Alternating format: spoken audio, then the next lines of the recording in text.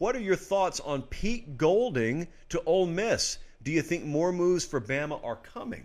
Pete Golding, defensive coordinator the last few years at Alabama. If you missed the news, he is now the defensive coordinator for Ole Miss.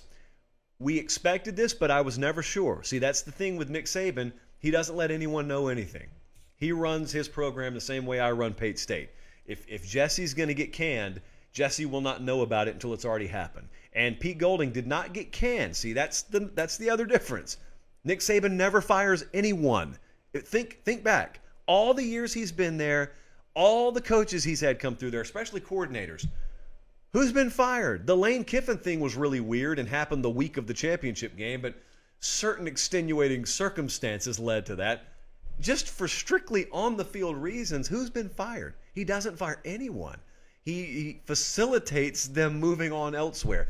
It's really the most like boss power move you could ever execute. If you think about it, who else has that ability to never have to fire anyone? You just put them where you want them. Now, I know that sounds a little disrespectful. It's not. It's just reality. I know there has been some reporting that this was fully Pete Golding's decision and he's at Ole Miss because he just chose to take the defensive coordinator job in Oxford over the defensive coordinator job in Tuscaloosa. I'm going to let you read between the lines as to how you feel about that. I'm just going to tell you Nick Saban had both hands on the wheel of this decision. So, wish Pete Golding all the best in Oxford. We've got one coordinator opening in Tuscaloosa now. Where are they going to go? Where will Nick Saban turn? I tend to believe that this move is not being made unless he is well down the road on knowing who the replacement's going to be. Now, that does not mean that there's already been an agreement and the replacement is either on his way to Tuscaloosa or is already in Tuscaloosa. It may not quite be that, but it may just be that Nick Saban, let's say, has assurances from 2 or 3 guys that he wants to choose from, that any of them would come if he were to offer the job. Well, if your top 3 choices have all said yes in theory, then you feel pretty safe moving on from who your current defensive coordinator is. That's one possibility. Again, let me emphasize, can't do it in strong enough terms. No one knows but Nick Saban. I don't think Pete Golding knew until the morning of this past week, and have pretty good reason to believe that. So, Glenn Schumann at Georgia, sure, I think he's a possibility. I think Jeremy Pruitt's a possibility. And that one sort of raises some eyebrows, because that one comes with some NCAA baggage, if you want to call it that. At the very least, there are unresolved issues with Jeremy Pruitt. I don't pretend to know what's going to happen there. No one else does either. What Nick Saban can do that you and I can't do is he can pick up the phone, University of Alabama can, call Indianapolis, Indiana, NCAA headquarters, and get pretty good guidance on that. And then they can decide internally whether the university is willing to sign off on that kind of move. You could have some punitive measures taken from the NCAA on Jeremy Pruitt in May or June. We don't know yet. Have no clue. So that's all got to be taken into consideration. Jim Leonard from Wisconsin is obviously a name that's been in the mix, but let me just remind you guys, I learned this long ago.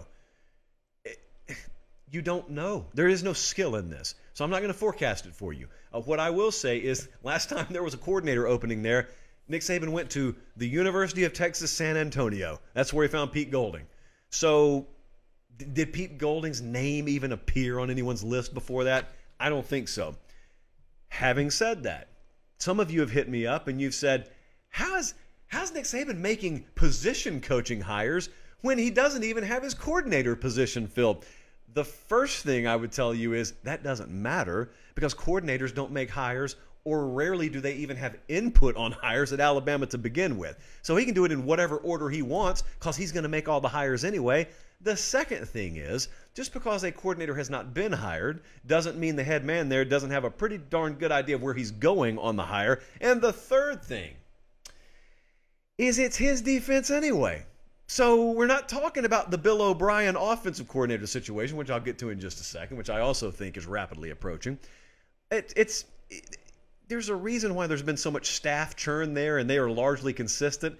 It's because it's one guy's way, and a lot of other guys come in there and learn to do it his way, and then they succeed to varying degrees or they don't. but it's always going to be his way. It's the same thing Kirby Smart's built at Georgia. It's just a little bit fresher over there.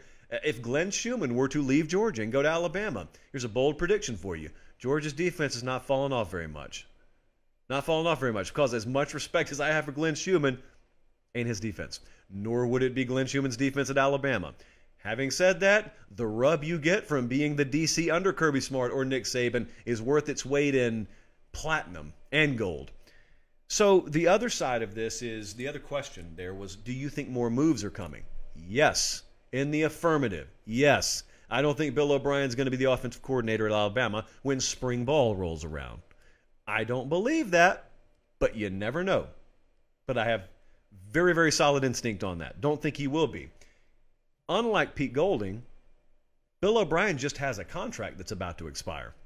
So you haven't seen a move made yet there. There may not be a move. It may just be his contract expires, there's a handshake on the front step, and Bill O'Brien's on his way to the Patriots or Titans or something like that. Who knows? He may stay in college and go get himself a lower-level college football head coaching job. I don't know what he's going to do. I just don't think he's going to be at Alabama. But I know it seems like it's taking so long, but it's not really taking all that long. It's just that maybe it's not your timetable that is being operated on, which is a little frustrating. I get that. But I think Nick Saban's probably well on his way to figuring out what he's going to do there as well. The OC move, though, if there is one, that's the one that I am totally fascinated by. Totally fascinated. I have no clue where he could go on that. A lot of people will put lists out there. No guidance. None. I have spoken to people close to the program, as close to the program as I can possibly get. They don't know. I could have walked up to Nick Saban last Monday night. We were there. We were on the sidelines, standing over there in SoFi Stadium. I probably could have asked him, and he would have just smiled and said, "How do you like this blue suit? Did you hear what Pollock said to me?" That's probably more along the lines of the answer I would have gotten from him. I think there will be another coordinator move coming. I think you're going to see 2 new coordinators up there. We've guaranteed one. I think we're going to get another one. And still sitting there with the #1 recruiting class in the country. So haven't lost, to my knowledge, a single player because of staff moves. Thanks for watching, guys. Don't leave yet. Don't leave yet. Make sure you like the video and please subscribe to the channel. Not just for me, that's how we keep this entire thing free.